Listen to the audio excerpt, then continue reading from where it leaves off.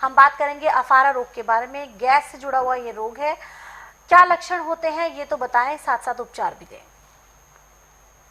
देखिए, जब खाया पिया पचता नहीं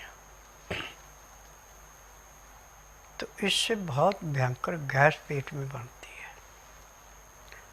अब एक गैस ना तो गुदा के रास्ते बाहर निकलती है और न मुंह के रास्ते बाहर निकलती है, और जब सिर की तरफ चढ़ती तो आंखें तो ऐसे का हो जाती है कि जैसे फट रही हैं। जी। और इसका उपचार बहुत आसान है। आप पीसी हुई हल्दी ले लें, आधा चम्मच, आधा चम्मच उसमें सिंधा या काला नमक मिला दें और उसको मुंह में फक्की लेके ऊपर से एक गिलास 15 से 18 डिग्री पानी पिए। अब इस गिलास को पीने में आप कम से कम 15 मिनट का समय लगाएंगे। जैसे हल्दी और नमक पेट में जाएगा तो गुदा के रास्ते आपकी गैस निकलना शुरू होगी। जैसे गुब्बारा फटता है ऐसी आवाज़ आती है गुदा के रास्ते से, इतना इसका ज़बरदस्त प्रभाव होता है। और फिर हर घंटे बाद आधा चम्मच हल्दी, आधा चम्मच सिंधा या काला नमक मिला के लेते रहें। 4-5 खुराकों में आपका पेट जो बिल्कुल गुब्बारे की भांति फूला हुआ था वो बिल्कुल मुलायम, जैसे पानी का बुलबुला चल के अपने आप बैठ जाता है, ऐसे पेट धुली रुई की भांति बिल्कुल मुलायम हो जाता है जी। और गैस का नामो निशान नहीं रहता। ये क्रिया आपको कम से कम 3 से 5 दिन तक लगातार करनी है।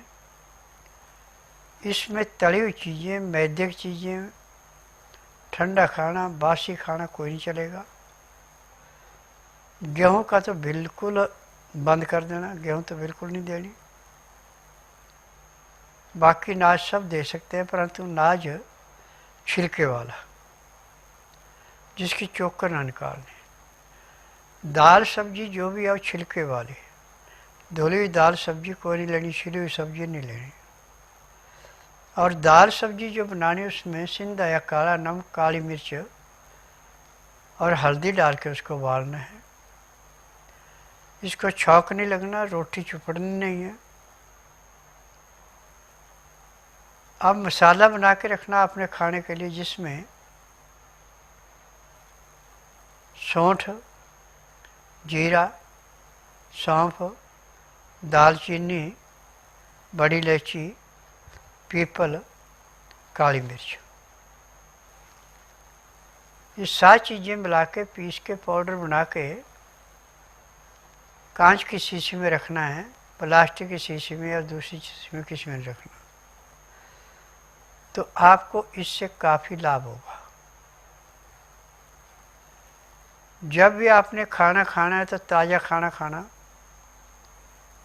खाने में आप नाज लें, काला चना, सोयाबीन, मक्का, बाजरा, जौ, मूंग, मोठ, चुलाई, सिंघाड़ा। ये चीज़ें अपनी इच्छा के अनुसार कम ज़्यादा कर सकते हैं। पहले इनको सबको ला के धो के अच्छी तरह सुखा लें। सुखाने के बाद 50 ग्राम अजवाइन, 100 ग्राम तिल भून करके इसमें मिला दें। अब ये आटा पिसाना आपने शनिवार के दिन, और आटा ऐसा पिसाना जैसे नदी के किनारे का रेता हाथ में लेके सरकता, ऐसे सरकता आटा। अब जब आटा पीस के आ गया तो दिन की रोटी तो आप 10 से 12 के अंदर खा लें। रोटी उतना ही आटा लें जितनी आपको भूख है। आटे को सख्त गूंद के खुले पानी के अंदर रख दें। इतने में आपने दाल सब्जी जो भी बनानी उसको बनाएं। दाल सब्जी में सिर्फ आपने सिंधा या काला नमक हल्दी डाल के उबालना है। इसमें और तीसरी चीज़ कोई नहीं डालनी। जब दाल सब्जी आपकी तैयार हो जाए नीचे उतार लें। जो आपने आटा अपना सख्त गूंद के खुले पानी में रखा था उसको निकाल लें। अब वो सख्त से बिल्कुल मुलायम हो जाएगा। अब इसकी रोटी आपने ऐसे बनानी जैसे बाजरे की रोटी होती है। गेहूं की रोटी से थोड़ी मोटी, मक्की की रोटी से थोड़ी पतली। जब आपकी दाल सब्जी दोनों तैयार हो गए, रोटी भी आपकी तैयार होगी, तो रोटी को थाली के अंदर डाल के ऊपर से दाल सब्जी जो भी है उसको डाल दें और चुटकी भर जो आपने मसाला बना रखा है उसको डाल दें। पानी पीने के लिए 2 गिलास रखें। पानी का टेम्परेचर 15 से 18 डिग्री होना चाहिए। उसमें लहसुन प्याज अदरक का रस मिला लें या काला नमक काली मिर्च नींबू का रस मिला लें। अब 2-4 गिराई खाना खाया, 2 घुट पानी पिया। 2-4 गिराई खाना खाया, 2 घुट पानी पिया। पानी पीने में, खाना खाने में आप पूरा 1 घंटा लगाएंगे। फिर उसके बाद दातन कूला करके 5 मिनट के लिए वज्रासन बैठे। फिर वज्रासन से उठ के, दिन का टाइम है तो आप 20 से 25 मिनट सैर करें। फिर 20 मिनट के लिए सब आसन लेटें। 5 मिनट के लिए बाईं साइड का उठ लें, 3 मिनट के लिए दाईं साइड का उठ लें। अब आप सब आसन लेट करके बाईं साइड को कर्व लेके उठें। आपके शरीर में इतना हल्कापन आएगा कि आपने शरीर से पता नहीं कितना वजन उतार दिया। अब आपको काम करने में भी आनंद आएगा। शरीर का आलस सारा समाप्त हो गया। रात्रि का खाना दिन अस्त होने से घंटा 1.5 घंटा पहले खा लेना। खाने का तरीका वही है जो सुबह का था, परंतु इससे वज्रासन से उठ के कम से कम आधा से पौना घंटा आपको सैर करनी पड़ेगी। फिर उसके बाद आप दातन कूड़ा करके फिर अपने कम से कम आधे से पौना घंटा सैर करें। फिर उसके बाद विश्राम करें। विश्राम करने पे चाहे धार्मिक सीरियल देखें, चाहे धार्मिक किताबें पढ़ें, चाहे आड़ पड़ोस में परिवार में बातचीत करें। ठीक 9 से 10 के अंदर सो जाएं। सुबह 4 बजे आपके पेट में ऐसे अलार्म लगे जैसे घड़ी में लगता है गड़गड़ाहट होगी। यदि आप उसी टाइम संचेत होकर उतर गए तो आपका पेट एक ही प्रेशर साफ हो जाएगा। परंतु यदि आपने गड़गड़ाहट को संचेत करके नहीं उठे तो कपड़े भी खराब हो जाएंगे। इस बात का ध्यान रखना।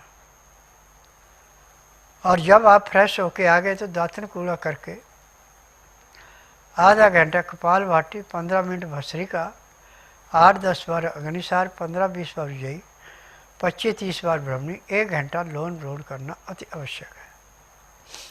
तो आपके पैर के तलुओं से सिर के बाल तक का रोग सारा ऐसे समाप्त होगा जैसे जलती अग्नि में पतंगा नष्ट होता है। अब खाने पे ध्यान देना कि जब तक आप पूर्ण रूप से स्वस्थ नहीं हो जाते तब तक गेहूं को बिल्कुल नहीं लेना। जो आटा भी मैंने आपको बताया यही आटा लेना। और रोटी चुपड़नी, सब्जी में छौंक नहीं लगाना।